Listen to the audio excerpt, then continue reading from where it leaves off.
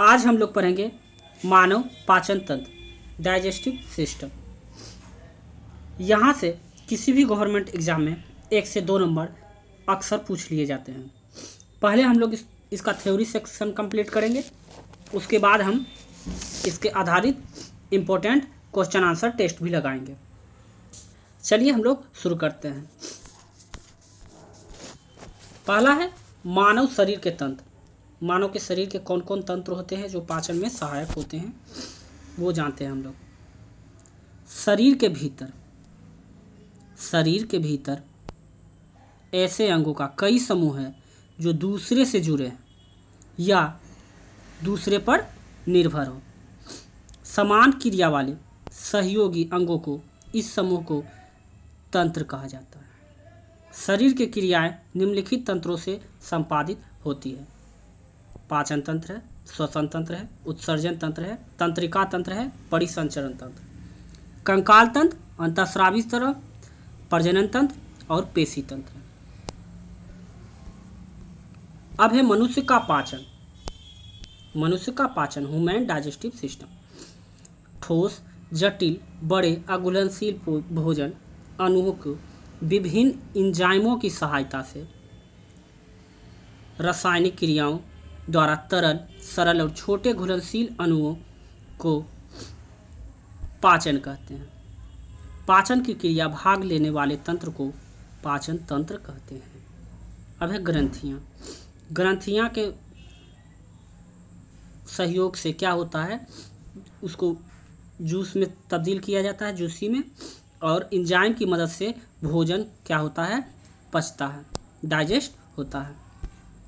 अब है मनुष्य के पाचन तंत्र के अध्ययन की सुविधा की दृष्टि के लिए 2 भागों में विभाजित किया गया है पाचन तंत्र को। पहला है आहार नाल और दूसरा है पाचन ग्रंथियाँ। अब आहार नाल के अंतर्गत कौन कौन सी आएगी? आहार नाल के अंतर्गत आएगी मुख गुहा, ग्रास नली, आमाशय, इंस्टाइन, छोटी ग्रंथियाँ, स्मॉल इंस्टाइन और लार्ज इंस्टाइन। अब है पाचन ग्रंथियाँ के अंतर्गत कौन कौन आएगी? आंतरिक पाचन ग्रंथियाँ, बाह्य पाचन ग्रंथियाँ, लाड़ ग्रंथियाँ, यकृत और अग्नाशय यानी पैनक्रियाज, ये आएंगे पाचन ग्रंथियाँ के अंतर्गत। यहाँ है जीवा, जीव है यहाँ है जीव। भोजन का पाचन मुख से शुरू होता है और मुख में होता है लार। मुख में लार की मदद से लार, जिसमें टाइलिन एंजाइम या लाड़ीय इमाइलेज, और ये है ग्रासिका यानी ग्रास नली, और ग्रास नली में भोजन को आमाशय तक ले जाता है। ये ग्रास नली जो है भोजन को आमाशय तक ले जाने का काम ग्रास नली का है। चलिए इसको हम डिटेल्स में समझते हैं। आहार नाल। आहार नाल है मनुष्य का आहार नाल प्रमुख भाग निम्नलिखित होते हैं: मुख गुहा, ग्रास नली, आमाशय और आंत। अब मुख गुहा की बात करें। मुख गुहा आहार नाल का पहला भाग है। मुख जो होता है आहार नाल का पहला भाग होता है। मनुष्य के मुख गुहा ऊपरी तथा निचले जबड़े से घिरी 2 ओठ, जीभ तथा दांत होते हैं। जीभ के ऊपरी सतह पर कई छोटे छोटे अंकुर कहलाते हैं। अग्रभाग के मीठे स्वाद, बगल के भाग का नमकीन,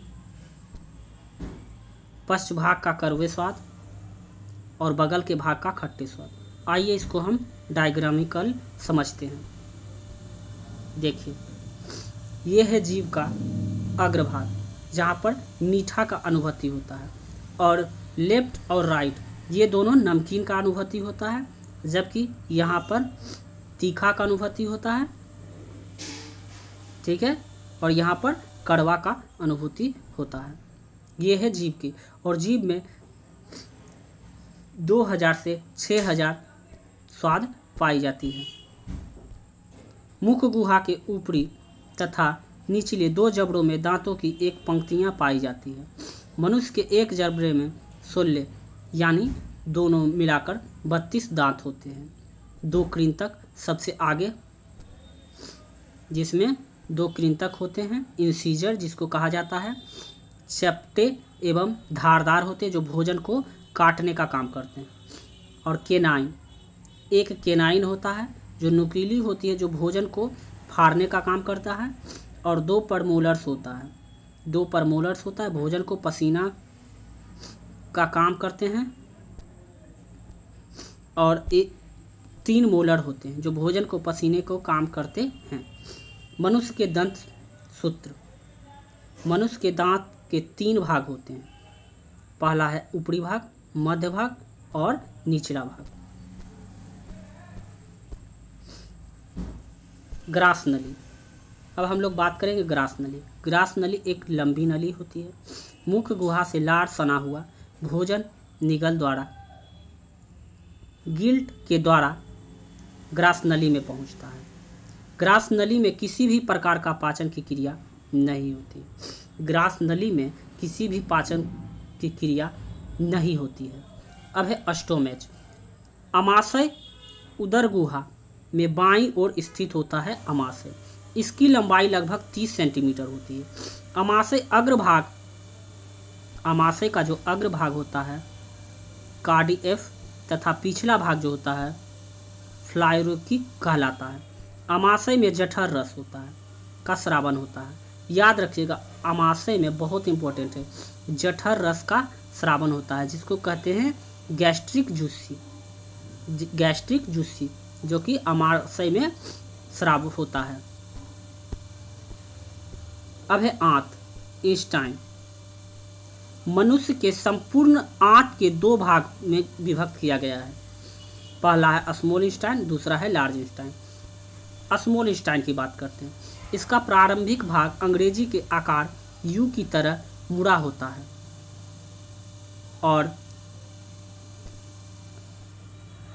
पक्वाशय कहलाता है। क्या कहलाता है?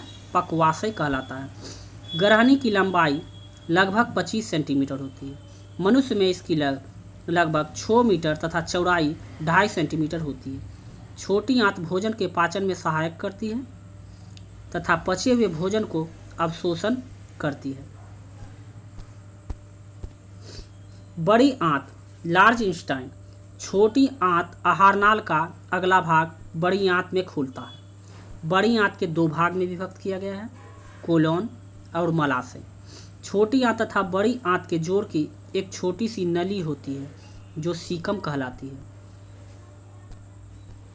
इलियम एवं कोलान के जोड़ों पर एक वोल्व पाया जाता है जिसे इलोसिकल वोल्व कहते हैं। भोजन के वापस छोटी आंत में जाने से क्या करता है? रोकता है। अब है पाचक ग्रंथियाँ। पाचक ग्रंथियाँ, आंतरिक पाचन ग्रंथियाँ और बाह्य पाचन ग्रंथियाँ।